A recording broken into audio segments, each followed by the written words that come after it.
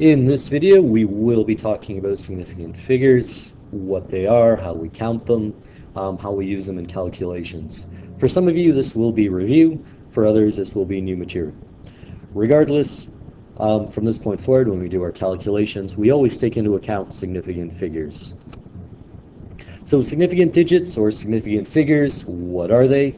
Well, anytime you do a measurement, for example, something involving a ruler, or recording a volume measurement on a graduated cylinder, there's always some uncertainty involved in that measurement. That last number that you record, that last digit that you write down, you're usually guessing what it is or making an estimate about that number. And so there is uncertainty within that particular number. The significant digits that you use, when you're using them, this takes into account the numbers that you're certain about and the numbers that you are uncertain about. So there are rules for determining how significant figures are determined. We'll run through them. And there are also rules for how to determine the number of significant figures in calculations. And after we talk about the rules, we'll get into those rules for calculations. So our first rule is that all non-zero numbers are significant. So any number from 1 to 9 we consider significant. So in the first example, we have the number 221. Because all three of these numbers are between 1 and 9, they're non-zero numbers, we count them all as being significant. So in A, this number we say has 3 significant figures. In B, the number 18 has 2 non-zero numbers, so we count both of them as being significant. Therefore, in B, this number has 2 significant digits. Our next rule that we will deal with are zeros appearing between non-zero digits. We consider those significant. So in example A, with the number 40.7, this number has a 0 that is appearing in between non-zero numbers. So all 3 of these digits will be considered significant. Therefore, we would say 40.7 has 3 significant figures.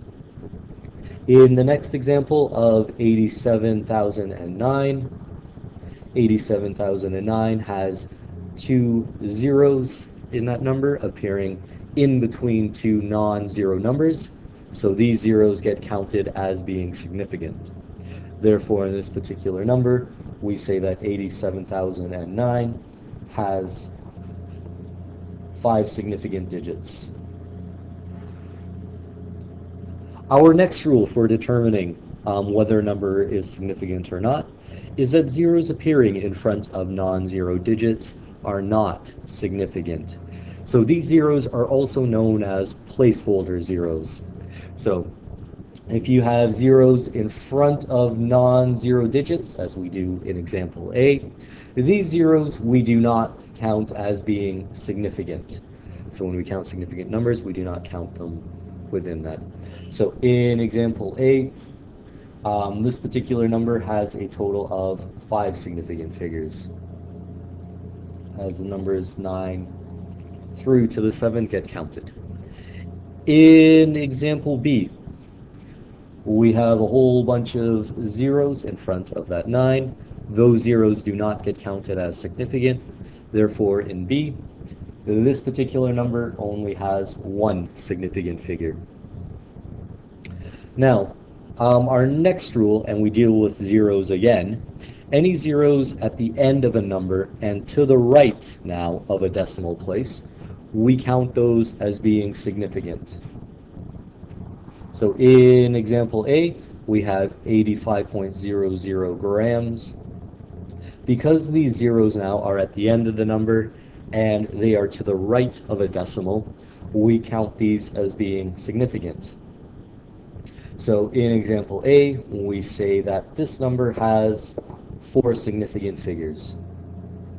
In example B, we have 9 zeros that come to the right of that decimal place, so all 9 of those zeros get counted as significant.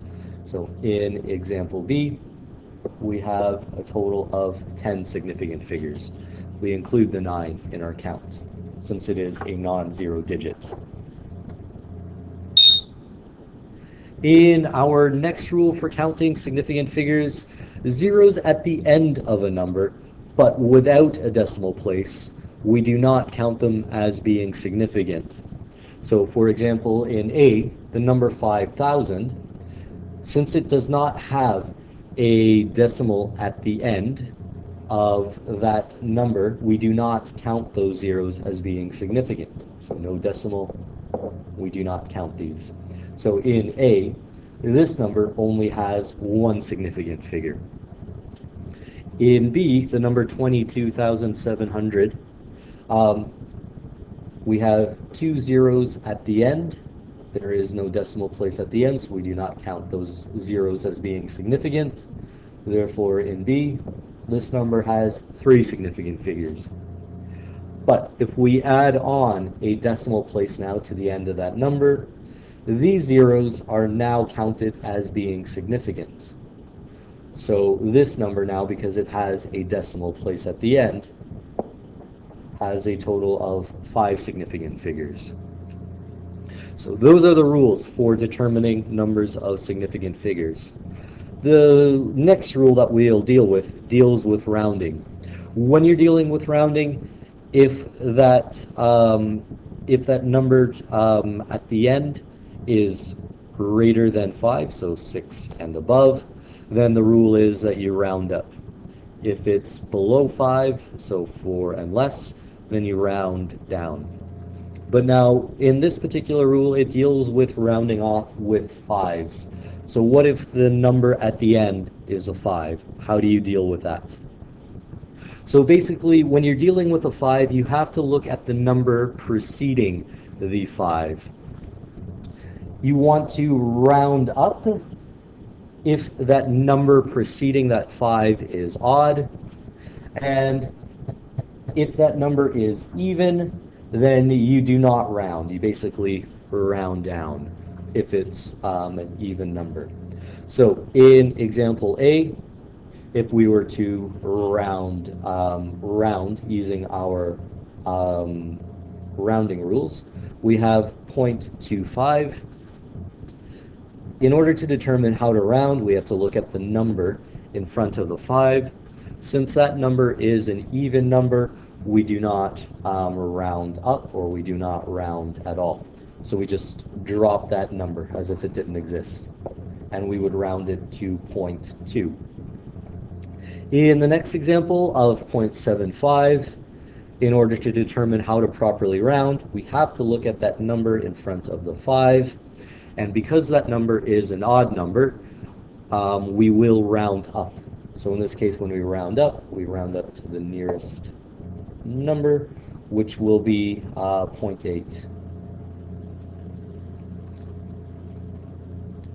We're also going to encounter scientific notation as we go along. We will be dealing with rather large numbers. Now, for scientific notation, when we're counting significant digits, the important thing to note is that when we write our number in scientific notation, we only include those numbers that are significant. So for example, with the number 22,700, it has a decimal at the end, so all 5 of these numbers are going to be considered significant. So when we convert that into scientific notation, we include all numbers, including the zeros, in the notation. So this number has 5 significant digits, so we have to show those 5 significant digits in the scientific notation. In the next example, with the same number, 22,700, there is no decimal at the end of the number. Therefore, these zeros do not get counted as being significant. We only count the non-zero digits as being significant. And so when we convert that into scientific notation, we only include those numbers that are significant. So in this case, the 22,700, in this particular example, will have 3 significant figures. And again, with the bottom number, with the number 12, if we were to convert that into scientific notation, because both numbers are considered significant, we do have to include both numbers in that as well. The thing to note about scientific notation also is that scientific numbers always has one number in the ones column. And what that means is that you'll note that the number that we have before the decimal place is a number between 1 and 9. So we don't have a 0, and we don't have, for example, a 10 in front of there. So it's always between 1 and 9. And this is for proper scientific notation. And then, of course, we have the appropriate multiplier at the end. So we'll get into a bit of rules for adding and subtracting with significant figures. There are different rules depending on the operation that you are performing. So when you're dealing with adding or subtracting with significant figures, the value with the fewest number of decimal places going into the calculation will determine the number of decimal places you should report in your answer. Basically, the one with the fewer decimal places will indicate how many significant figures or how many decimal places you should have. Sorry. So in the following calculation, we have 22.5 plus 10.0967. When we add those two numbers together, we will get 32.5967. To determine the appropriate number of significant figures, we have to look at the number with the fewest decimal places. This will indicate the number of decimal places we should have in our answer. So our answer should have one decimal place.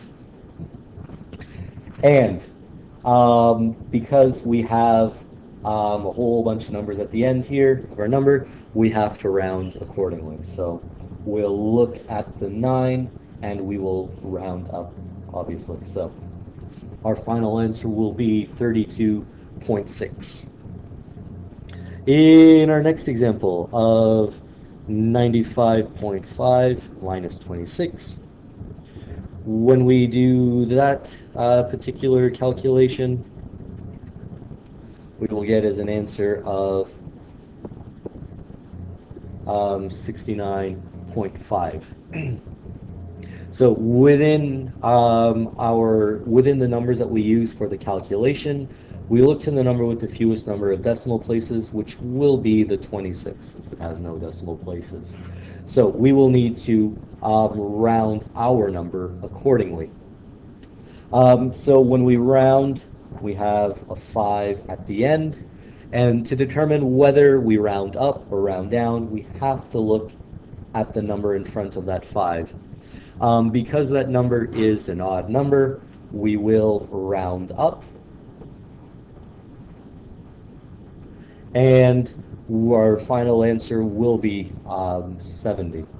And because we want our final answer to also have two significant figures based on our numbers that we're using, to make that 0 significant, we simply will place a decimal at the end of it. And this is now two significant figures. When we're dealing with multiplying and dividing in terms of figuring out significant figures, the way to determine it is that the value with the fewest number of significant figures going into the calculation will determine the number of significant figures you should report in your answer. So the number with the least amount of significant figures tells you how many sig figs your answer should have. So in example A, where we have 25.05 multiplied by 23.1, we get an answer of 578.655. To make sure that we have proper significant figures, we look for the number with the fewest sig figs, which in this case will be 23.1 with 3. and our final answer should have 3 significant figures. Because we will be rounding to determine our final answer, we look to that number that we are looking to discard or to round, and because it's a 0.6, since it's higher than 5, we will round up, and we will round up to 579. So our final answer now has 3 significant digits within it.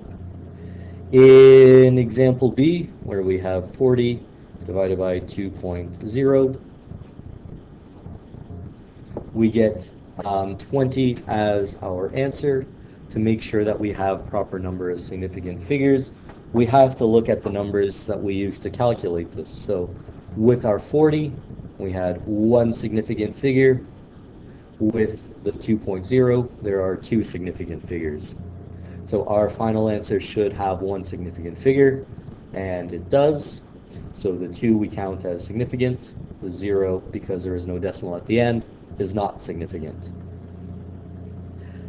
In example C, where we have 3 times 105 divided by 2.22, we will get an answer of 1.41.8918919. So we got a lot of numbers after the decimal place there, and are they all significant? Well, no. So we have to go back and figure out which ones are significant, which ones are not. So once again, we look to our numbers that we use in our calculations. The 3.0 had 2 significant figures. The 1.05 had 3 significant figures. The 2.22 also had 3 significant figures. So our 3.0 had the least number of significant figures, so that indicates that our answer should also contain 2 significant figures. So in this case, if we were to round up, because of that 0.89, we would have a number of 142. Now, this is still 3 significant figures. Our answer needs to contain 2 significant figures. So in this case, we're going to round again, but we're going to round down to 140 as our final answer. So this answer now contains 2 significant figures. So that's it for the rules for significant figures and how to determine what is significant and what is not. Now it's time for a little bit of practice. So you have a practice booklet. Please work through those questions, and if you run into any difficulties or have anything you needed to sort out, just ask. And I hope you enjoyed this video.